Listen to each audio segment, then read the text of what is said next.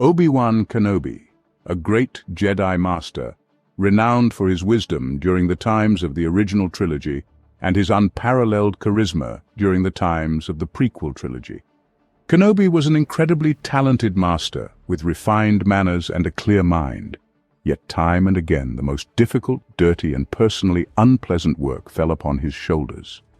Constant conflicts with his teacher, a disobedient student, the necessity to infiltrate the criminal underworld, and most horrifying of all, day after day reliving the tragic betrayal of his Padawan and best friend, who became the dreadful Sith, Darth Vader, as well as the weight of the loss of the Jedi Order.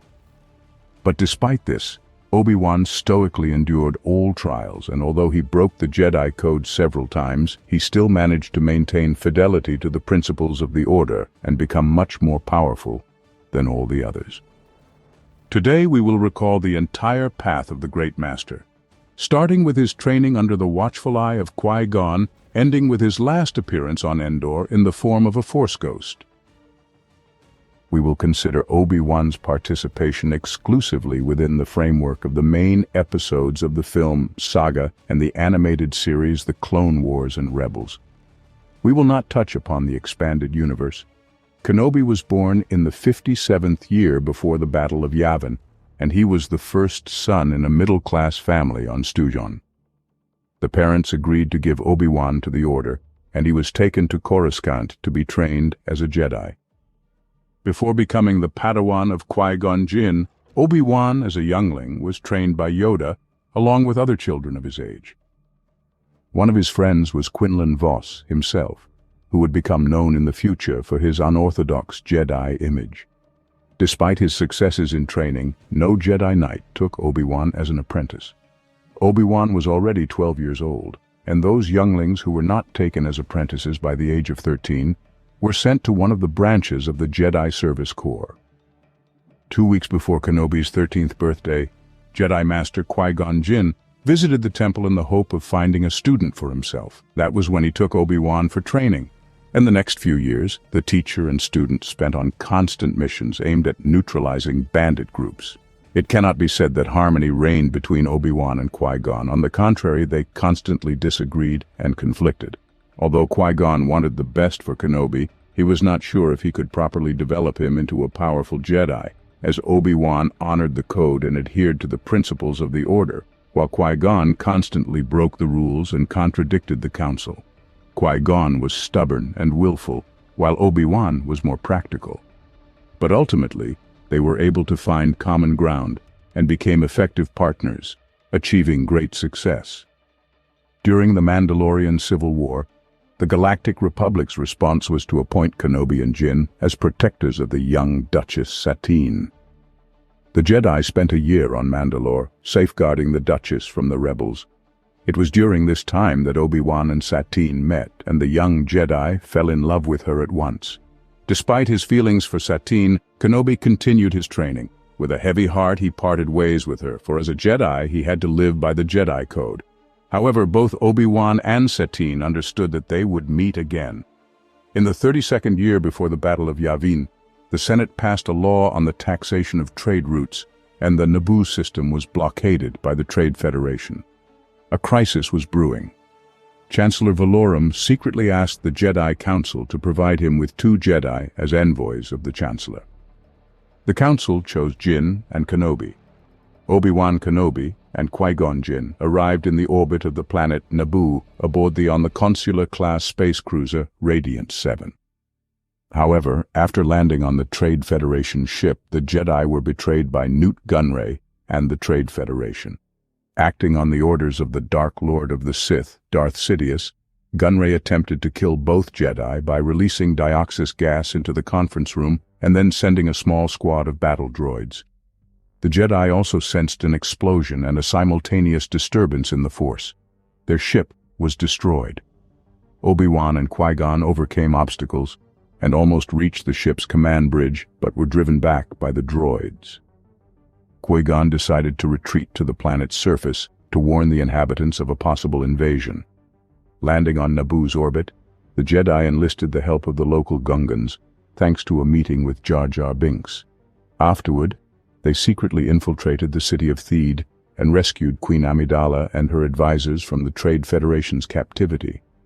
It was necessary to bring the Queen to Coruscant to resolve the issue of the trade blockade and the occupation of her home planet as quickly as possible.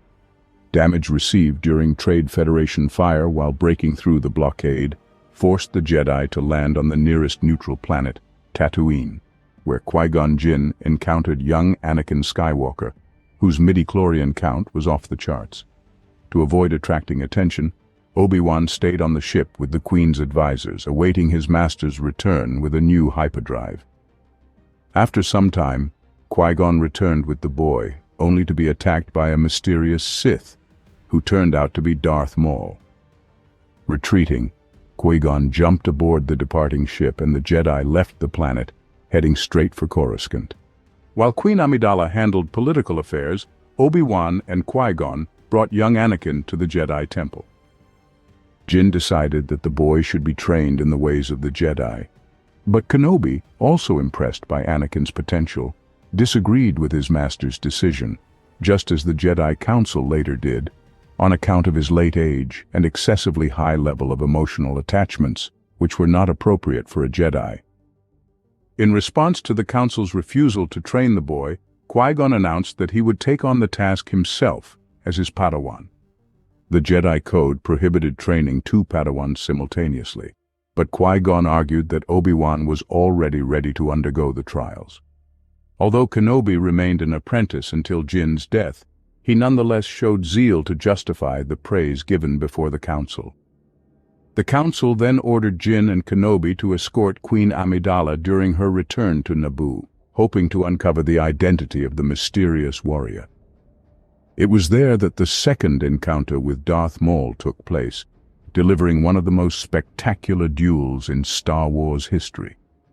The duel was intensely fierce, with Qui-Gon constantly pushing forward, forgetting strategy, which resulted in him being cut off from Obi-Wan and forced to fight Maul alone, ending tragically for him. Ultimately, Obi-Wan, nearly defeated himself, managed to overcome the Sith, thus becoming the first Jedi in 1,000 years to slay a follower of the dark side of the Force. Qui-Gon's final request to Obi-Wan was to take Anakin as his apprentice. Kenobi felt he could not refuse his master and took on the responsibility of training the boy. Master Yoda and other Jedi after these events changed their decision, though still tormented by doubts and forebodings. The Council, impressed by Obi-Wan's actions against the Sith, made him a full-fledged knight, considering the duel with Darth Maul as his trials, after which Anakin was formally placed under Kenobi's care as his future Padawan. Numerous events followed within the expanded universe. In them, Obi-Wan and Anakin also tread a thorny path.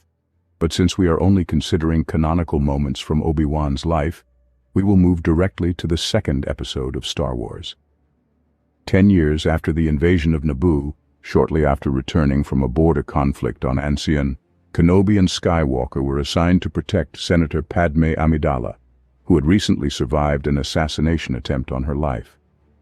Through a ruse organized by Anakin, the assassin was revealed, a mercenary named Zam Wesell. Kenobi began pursuing her through the streets of Coruscant and chased her into the Outlander Club. Unfortunately, during the arrest, the Jedi's quarry, Wesell, became the victim of another bounty hunter, dressed in Mandalorian armor.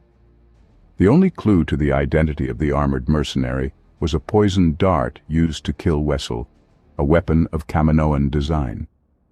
Kenobi contacted his old friend Dexter Jettster, who told him about Kamino, a planet that, by a strange coincidence, was missing from the Jedi archives.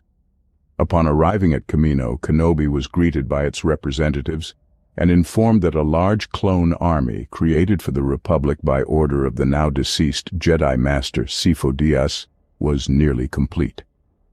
Obi-Wan was introduced to the man who became the genetic template for the clones, the bounty hunter Jango Fett. Kenobi contacted the Council, which ordered him to arrest Fett for questioning. Obi-Wan complied with the order and attempted to arrest him, leading to a fierce battle between them, in which Jango was aided by his son Boba. Despite Kenobi's efforts, Jango and his son fled to Geonosis. Kenobi placed a tracker on Fett's ship and followed them. Jango noticed Kenobi's fighter and attempted to destroy it in the Geonosis asteroid ring. The Jedi's ship was damaged, and Obi-Wan had to hide behind a large asteroid. Fett believed he had destroyed his pursuer and landed on Geonosis. Kenobi waited for some time and then followed him. Landing on the planet, he secretly infiltrated the Geonosians complex and uncovered a conspiracy of numerous star systems deciding to secede from the Republic. The organizer and leader of this movement was Count Dooku. Sending a message about what had transpired to Anakin and the Council, Kenobi was attacked by droids and captured. Dooku visited Kenobi in his cell. He promised to quickly secure Kenobi's release, claimed to be mistakenly arrested, and tried to persuade him to join the Confederacy of Independent Systems. Recalling Qui-Gon Jinn, Dooku's former apprentice, who would undoubtedly have followed Dooku. Moreover, Count Dooku mentioned that a Sith now controlled the Galactic Senate. Dooku proposed that Kenobi join him in eliminating this threat once and for all. Obi-Wan simply replied that Qui-Gon would never have joined the Separatists, and that if a Sith were truly controlling the Senate, the Jedi would have sensed it. Dooku left Kenobi, pondering aloud how difficult it would be to secure his release. The timely arrival of Mace Windu with a detachment of 200 Jedi saved the captives from imminent death. However, it turned out that Dooku had practically anticipated their arrival and unleashed a devastating droid army upon them. The Jedi engaged in an uneven battle. The droids heavily outnumbered them, and many Knights of the Order perished. The remaining survivors were saved from certain death by the arrival of Master Yoda, who brought with him the clone army created on Kamino. Thus began the first battle on Geonosis, which in turn marked the beginning of the Clone Wars. Kenobi, Anakin, and Padme joined the battle aboard a clone trooper transport. Soon they spotted Count Dooku leaving the battle on a speeder, and Kenobi ordered the pilot to pursue him. Due to the explosion of a nearby starfighter, Padme fell out of the ship. Anakin rushed to save his beloved, but Obi-Wan didn't allow his Padawan, saying that she could take care of herself and that he was needed in the battle against Dooku. In the fight with the Sith, both Jedi were defeated. Kenobi maintained his composure and managed to neutralize another lightning bolt from Darth Tyrannus. This was the name Dooku received upon becoming a Sith. But the sword fight didn't last long. The experienced duelist Dooku broke through Kenobi's defense and cut his leg and shoulder. When Tyrannus was about to kill Obi-Wan, Anakin regained consciousness and parried his killing blow. Wounded and helpless, Kenobi summoned his lightsaber with the Force and threw it to Anakin. Anakin and Dooku demonstrated the highest skill in sword fighting. Despite Anakin's efforts, Dooku's experience and coordinated movements triumphed over youth and brute strength. And then Kenobi saw the Sith sever his Padawan's arm. At this critical moment, Yoda arrived just in time, preventing Dooku from finishing off Kenobi and Skywalker. In the battle with Tyrannus, Yoda was on the verge of victory, but Dooku used the Force to break the base of a massive pillar, which began to fall on Obi-Wan and Anakin, thus buying time to escape. Yoda prevented the pillar from falling and tossed it aside. Although the Jedi managed to save themselves and the battle was won, the worst was yet to come. As Yoda said, not victory. The shroud of the dark side has fallen. Begun the Clone War has. The path of Jedi Master Kenobi during the Clone Wars has been quite eventful. It all started with the Battle of Christophsis. It was necessary to disable the massive separatist ray shield, thereby freeing the planet from occupation. The mission was successfully completed thanks to Kenobi skillfully stalling for time in negotiations with the droid army commander, while Anakin and Ahsoka blew up the shield generator. As always, the magnificent trio worked perfectly.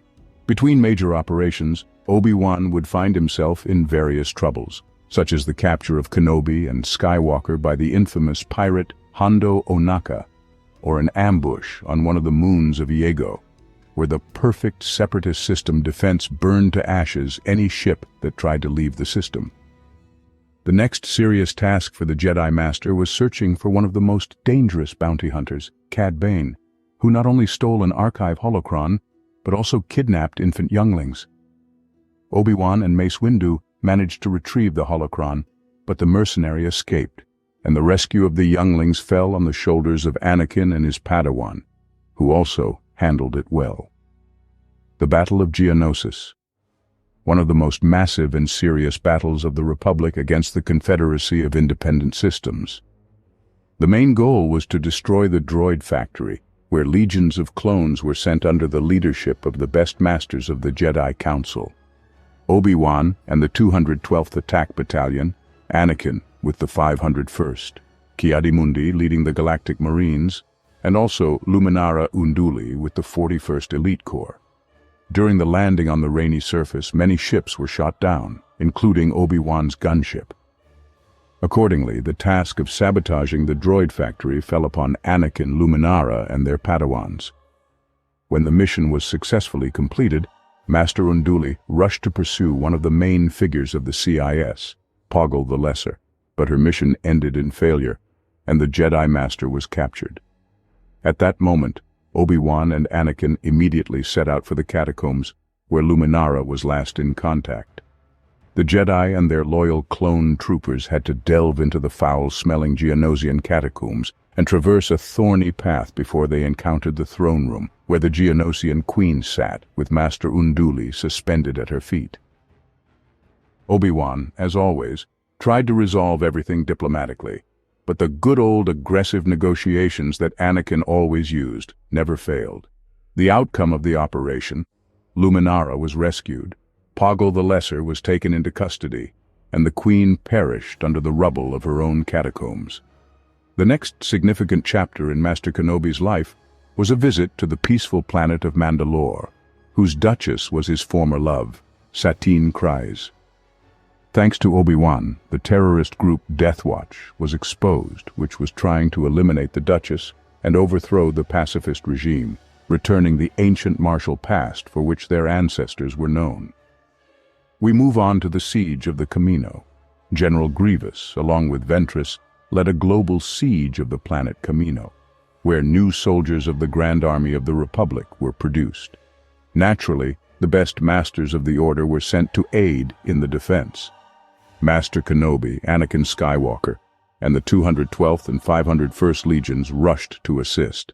A brutal battle ensued, taking many lives of clone soldiers. Among them was Clone 99, a trooper discarded for his physical defects and overall unsuitability for military training.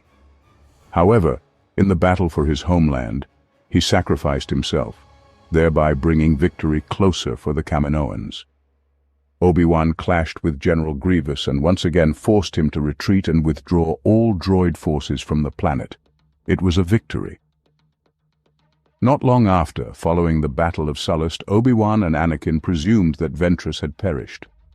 After Masters Yoda and Windu showed Kenobi the footage of the massacre on Devaran, Obi-Wan, accompanied by Skywalker, embarked on a search for this monster. It was suspected that he was a relative of Darth Maul himself, so they headed to the homeworld of the Sith Lord. During their brief skirmish with the village warriors, Skywalker managed to take Lord Viscus hostage, who revealed that Mother Talzin knew the whereabouts of this cold-blooded killer. The Night Sister initially tried to avoid giving a direct answer, but eventually showed and told them where to find Savage Opress. Then the two Jedi headed to Toydaria, where they clashed in combat with Savage, but their attempt ended in failure when Opress killed King Katunko, an important ally of the Republic and the ruler of Toydaria, and then escaped. A significant event in Kenobi's life was his stay on the mystical planet Mortis. It was precisely there that a Jedi shuttle carrying Obi-Wan, Anakin, and Ahsoka was mysteriously drawn. Their stay on this Force-imbued planet had a significant impact on all three of them.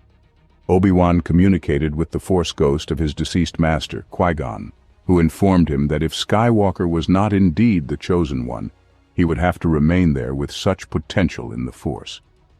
Anakin managed to see his future and momentarily turned to the dark side of the Force. However, these moments were later erased from his memory by the Supreme Ruler, who called himself the Father. As for Ahsoka, she conversed with an adult version of herself, who also hinted that her teacher would fall into darkness and that she needed to keep her distance from him.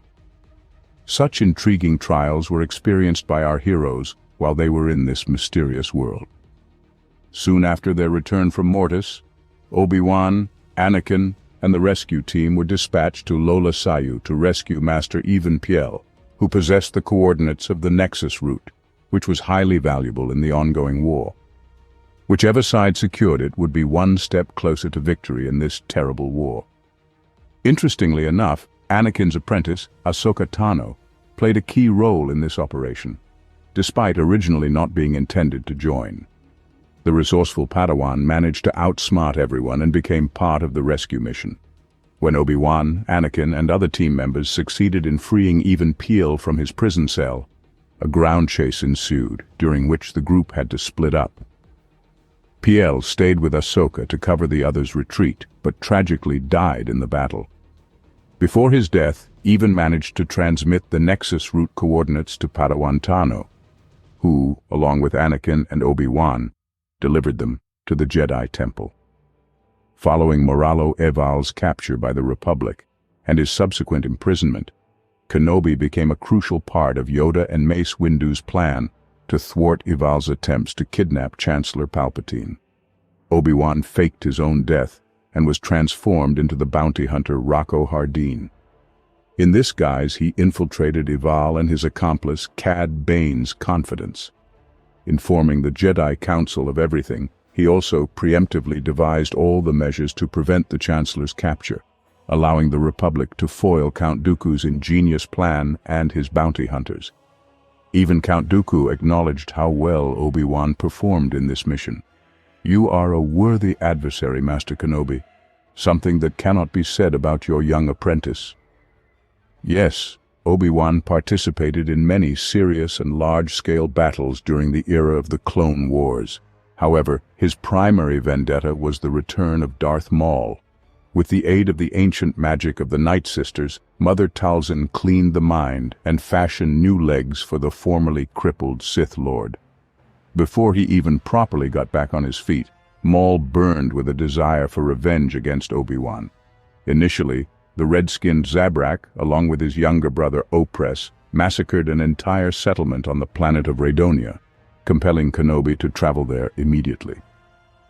Naturally, having taken the bait, the Jedi Master fell into the captivity of the Zabrak brothers, but found an unexpected ally in the former apprentice of Count Dooku, Asajj Ventress. With great difficulty, Obi-Wan and Asajj managed to fend off Maul and Savage and escape. However, this did not deter the former Sith Lord, as he was utterly obsessed with Kenobi. Bloodthirsty carnage increased significantly across the galaxy, Republican outposts were plundered, and Maul secured the support of a small group of pirates, who betrayed Obi-Wan's old acquaintance, Hondo Ohnaka. A rematch between the Jedi Master and the Zabrak brothers unfolded on the planet Florum, where the central pirate camp was located.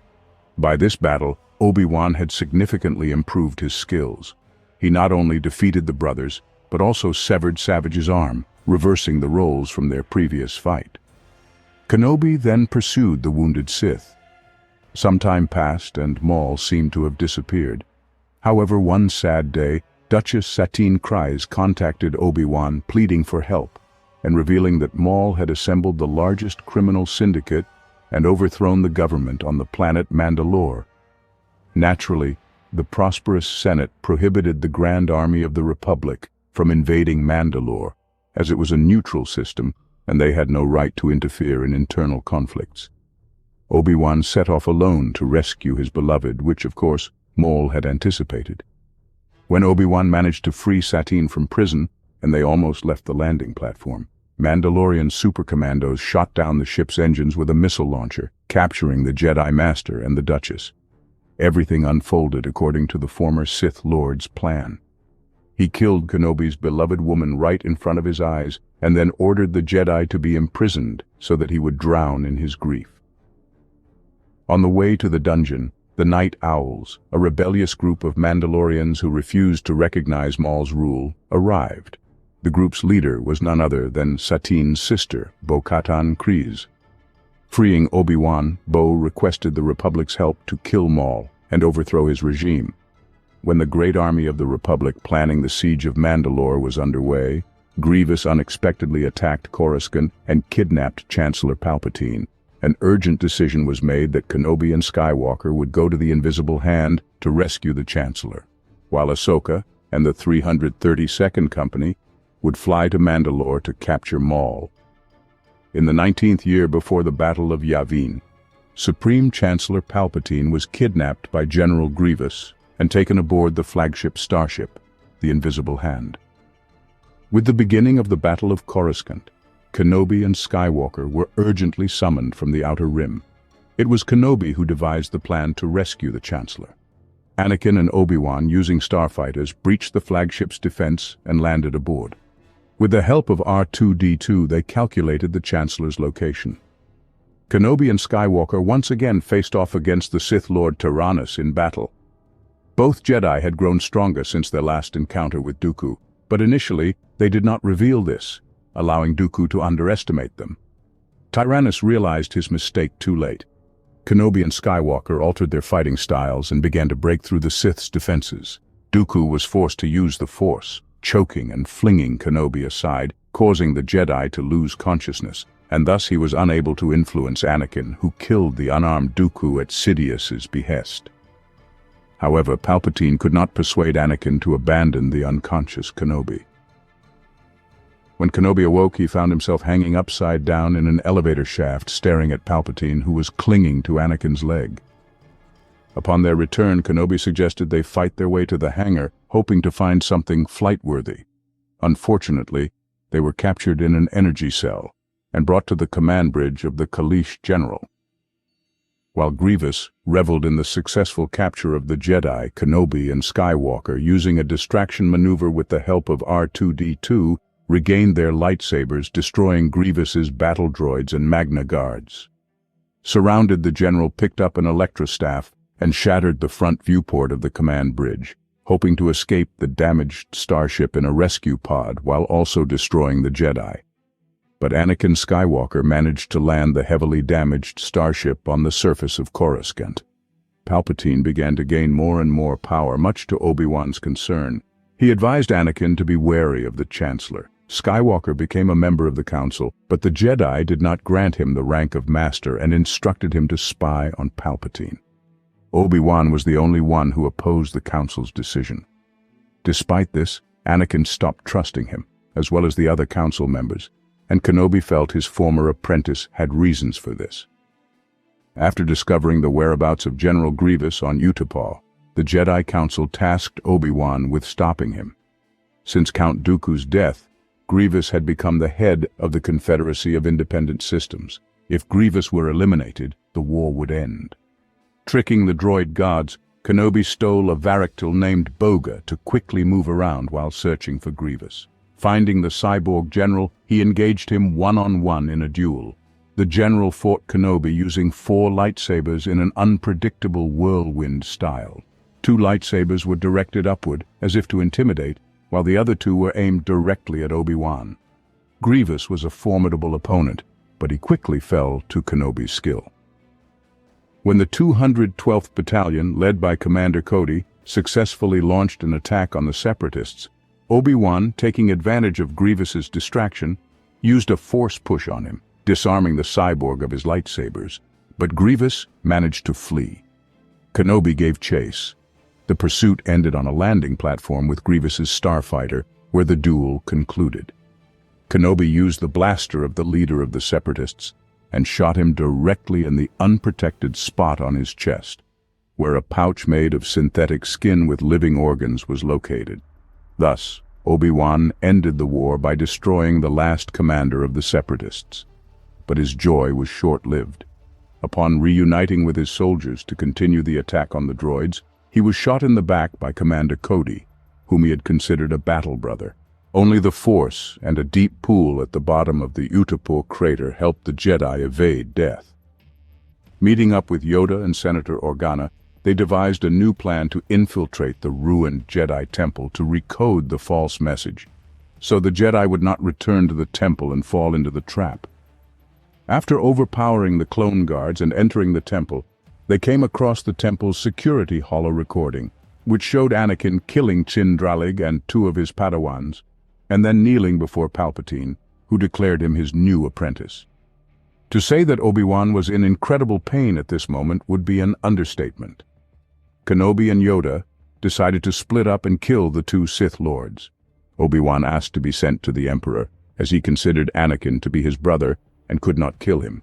Yoda said that Sidious was too powerful for Kenobi, and that Anakin was no longer the boy he had trained, but was consumed by Darth Vader. Kenobi visited Skywalker's wife, Padme Amidala, and told her that Anakin had turned to the dark side. Amidala refused to believe him and did not tell Obi-Wan that Anakin had been sent to Mustafar to destroy the Separatist Council. It was at this moment that Kenobi realized Anakin was the father of her unborn child. Sneaking aboard Amidala's ship, Kenobi headed to Mustafar to confront his former apprentice. This meeting concluded with the most spectacular lightsaber duel in Star Wars history. The initiative passed back and forth.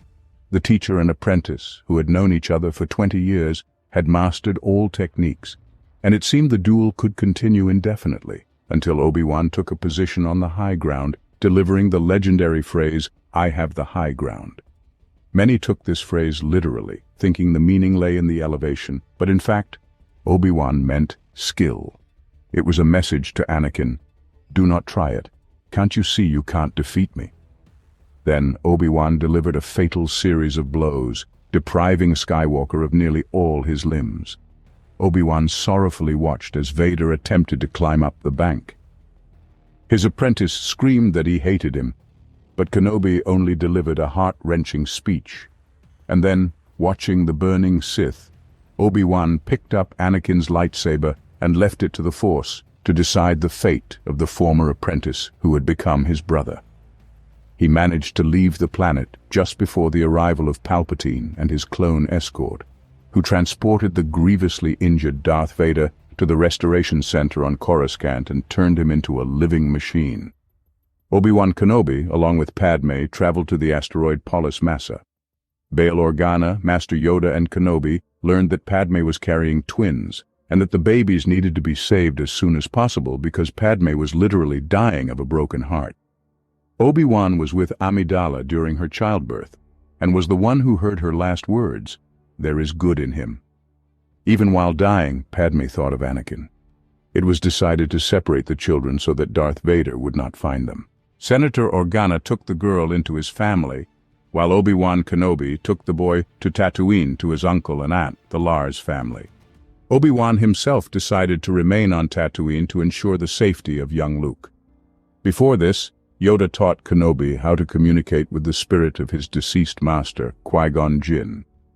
Thus, one of the legendary Jedi of that time and former Clone Wars general became a hermit. The following 20 years on Tatooine became very eventful for Obi-Wan. However, this all pertains to the expanded universe. 32 years after the Battle of Naboo, Obi-Wan had to rescue his protege, Luke Skywalker, from an attack by Tusken Raiders when he was searching for the runaway droid, R2-D2. At the same time, the astromech droid was in turn searching for Kenobi to deliver a message requesting help from Princess Leia. Obi-Wan brought Luke to his home where they watched the holo recording, and the young man finally understood that the strange hermit from the desert was actually a Jedi. Ben handed Luke Anakin's lightsaber, but did not reveal to him the entire truth about his father. After the message from Leia and her request to deliver the Death Star plans to Alderaan to Bail Organa, Obi-Wan realized that the time he had waited for so long had finally come. His exile had come to an end. Kenobi proposed that Luke travel with him to Alderaan and join the rebellion. But the young man hesitated and asked Ben to take him and the droids to Anchorhead. On the way, they stumbled upon a destroyed Jawa sandcrawler, and Kenobi deduced from the tracks that it was destroyed by Imperial stormtroopers. Realizing that these were the same Jawas who had sold the droids to his family, Luke guessed that they were hunting for them and immediately rushed home. But it was already too late. The farm was destroyed and his uncle and aunt were killed. Now, nothing kept Skywalker on Tatooine any longer, so he decided to go with Obi-Wan to Alderaan and learn the ways of the Force, like his father. Kenobi, Luke, and the droids headed to the Mos Eisley spaceport to hire a ship. Obi-Wan used the Jedi mind trick to get them through the stormtroopers' cordons, which greatly impressed Luke. Later in the cantina, Ben saved Luke from an attack by bandits, cutting off one of their arms with a lightsaber, which influenced the young man even more. There, Ben met the Wookiee Chewbacca, the assistant of the captain of the Millennium Falcon. After brief negotiations, Kenobi convinced Captain Han Solo to take them to Alderaan for a very large sum. Just before departure, the Falcon was fired upon by Imperials who destroyed the ambush in the hangar, but the ship managed to leave the planet and jump into hyperspace toward Alderaan. Before the Falcon reached Alderaan, the planet was destroyed by the Death Star. The ship was caught in the station's tractor beam and was captured. Kenobi and the others managed to escape from the Imperial soldiers, and while the Jedi disabled the beam, Luke, Han, and Chewbacca rescued Princess Leia, who was imprisoned on the station. On the way back to the ship, Obi-Wan encountered his old apprentice, Darth Vader. The Sith had sensed Ben's presence from the start and expressed his suspicions to Grand Moff Tarkin that the Jedi wanted to confront him in battle. Kenobi delayed Vader and his stormtroopers. This fateful encounter ended in defeat, with Obi-Wan sacrificing himself to become a Force ghost. His former apprentice finally achieved his revenge. Later, Obi-Wan appeared very little. On the snowy planet Hoth, he pointed Luke to Dagobah, where the young man began to learn the ways of the Force under Yoda. And then a few years later, on the same swampy planet, he told Luke the whole truth about his father and sister.